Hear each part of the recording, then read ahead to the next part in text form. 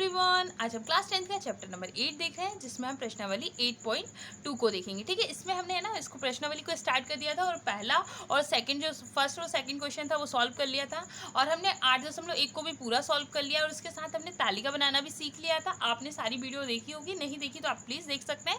अब आगे question number 3 पर पढ़ते हैं। तो क्वेश्चन नंबर 3 क्या है, cos 45 डिग्री अपॉन में क्या दिया है sec 30 degree plus cosec 30 degree. ठीक है, ये क्वेश्चन है। तो cos 45 डिग्री की वैल्यू आपको याद हो गई होगी अब तक। तो क्या cos 45 डिग्री कितना होता है, 1/√2 होता है, हमने लिख दिया। ठीक है, प्लस sec 30 डिग्री कितना होता है, सेक क्या होता है, सेक cos का उल्टा होता है। तो sec 30 डिग्री क्या होगा, ये होता है 2/√3 होता है। प्लस कॉसेक क्या होता है, साइन का उल्टा होता है। साइन 30 कितना होता है, 1/2 होता है। इसका उल्टा करोगे तो क्या जाएगा, कॉसेक।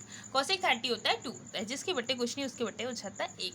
यहाँ तक आपको आता ही है ना। 1/√2 का तो कुछ नहीं होगा, ये तो वैसे का वैसा हो जाएगा। इनको सॉल्व करेंगे, इन दोनों का एलसीएम लेंगे, √3 और 1 का, तो √3 आ जाएगा, है ना। √3 के टेबल में √3 1 टाइम में आता है, 1 का 2 में मल्टीप्लाई किया तो 2 आ गया।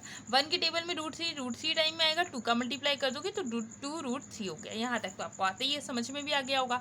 अब क्या है, यहाँ ये जो साइन है ये किसका है, डिवाइड का, मतलब 1/√2 जो है वो डिवाइडेड बाई है 2 + 2√3 अपॉन में क्या है √3, ये तो आपको पता है।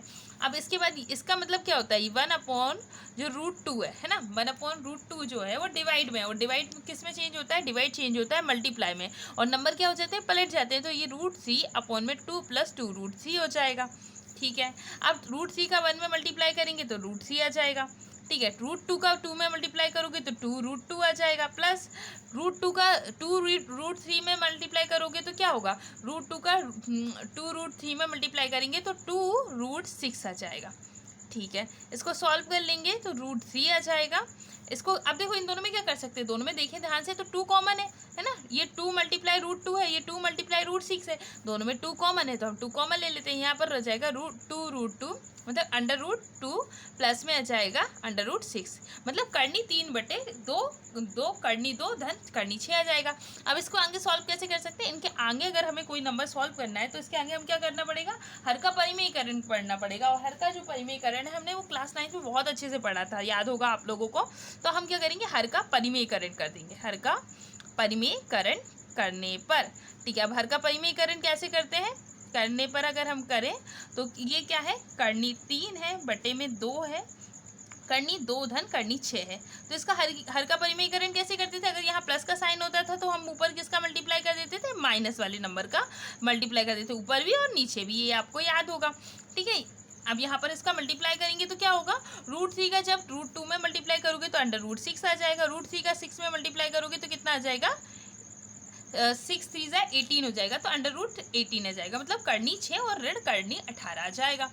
ठीक है, अब आगे देखें, हमने करनी 3 का 2 में कर लिया तो करनी 6 आ गया, करनी 3 का 6 में कर दिया तो 18 आ गया, करनी 6 आ गया, 18 आ गया। ठीक है, अब यहाँ तक आपको समझ में आया होगा। अब इसके आगे हम करेंगे तो देखो, अगर हमें एक रूल पता है कि अगर a + b हो और एक बार a - b हो तो होता क्या है, a का स्क्वायर होता है माइनस b का स्क्वायर होता है।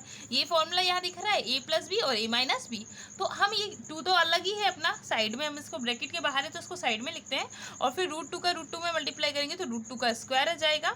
प्लस माइनस मतलब यहाँ पर साइन कौन सा होता है, a का स्क्वायर माइनस b का स्क्वायर, तो यहाँ माइनस आ जाएगा, b कितना हो जाएगा, करनी 6 हो जाएगा, तो इसका वर्ग आ जाएगा। तो a कितना हो गया, करनी 2 हो गया, तो करनी 2 का a का स्क्वायर है, मतलब करनी 2 का स्क्वायर कर देंगे। b कितना है, √6 है, तो इसका स्क्वायर है तो इसका स्क्वायर कर देंगे। a + b था और a - b क्या होता है, a का स्क्वायर माइनस b का स्क्वायर, इस टाइप से ये हो गया।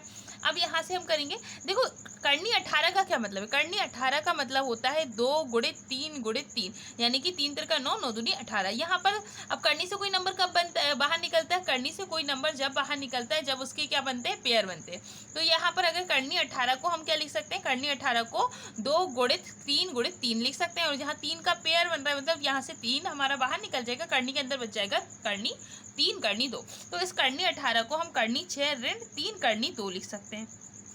ठीक है, इस करनी 18 को हम 3 करनी 2 लिख सकते हैं। अब यहाँ पर अगर सॉल्व करें 2, देखो करनी 2 का वर्ग क्या होता है, करनी वाली संख्याओं का जब हम गुणा करते हैं, ठीक है, करनी वाली संख्या जैसे करनी 2 है तो करनी 2 का अगर गुणा हम करनी 2 में करेंगे तो क्या हो जाएगा, करनी हट जाएगी और आंसर क्या आ जाएगा, 2 आ जाएगा। तो जब 2 का करनी 2 का वर्ग करोगे तो 2 आ जाएगा, करनी 6 का वर्ग करोगे तो करनी 6 का करनी 6 में गुणा करेंगे तो क्या आ जाएगा, 6 आ जाएगा। यहाँ सॉल्व, इतना तो आपको समझ में आया होगा। ये क्या आ जाएगा, करनी 6 आ जाएगा, ऋण का 3, करनी 2 आ जाएगा, ठीक है। और जब 6 में से 2 घटाओगे तो कितना आएगा, 4 आ जाएगा, वो भी कौन सा आएगा, माइनस का 4 आएगा। और ये ब्रैकेट के बाहर तो अपना 2 चल ही रहा है।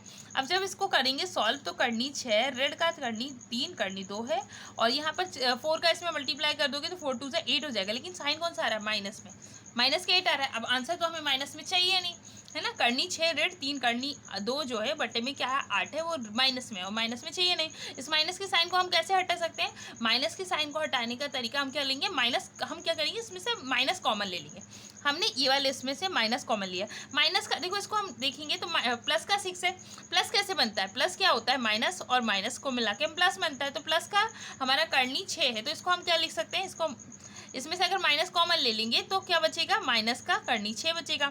अब ये माइनस का 3 करनी 2 था, तो माइनस कॉमन ले लिया तो माइनस चला गया, तो प्लस का क्या बच गया, 3 करनी 2 बच गया, और बटे में क्या बच गया तुम्हारा 8 बच गया। मतलब ये तो है ही हमारा, बटे में क्या है 8 है माइनस का। अब माइनस से माइनस कैंसिल हो गया। अब इसको हम ऐसे लिख सकते हैं ना, हम इसको ऐसे लिख सकते हैं 3 प्लस करनी 2, और माइनस का 6 पीछे भी लिख सकते हैं, कोई दिक्कत नहीं है उससे, और बटे में कितना आ गया 8, और यही हमारा आंसर होगा। आई होप आपको ये क्वेश्चन पूरा अच्छे से समझ में आया होगा, स्टेप बाय स्टेप। इसको एक बार मैं फिर से एक्सप्लेन कर दूंगी तो आपको पूरा अच्छे से समझ में आ जाएगा, ठीक है। एक बार फटाक से शॉर्ट टाइम में देखते हैं, फटाफट देख लेते हैं कि cos 45 की हमने वैल्यू रख दी। cos 45 कितना होता है 1/√2, तो हमने 1/√2 रख दिया। sec 30 रख दिया, sec 30 होता है 2/√3 जो होता है वो रख दिया। cosec 30 रख दिया, वो कितना होता है 2 होता है। इन दोनों का एलसीएम ले लिया और हमने प्लस कर लिया। यहाँ तक तो आपको समझ में ही आया होगा।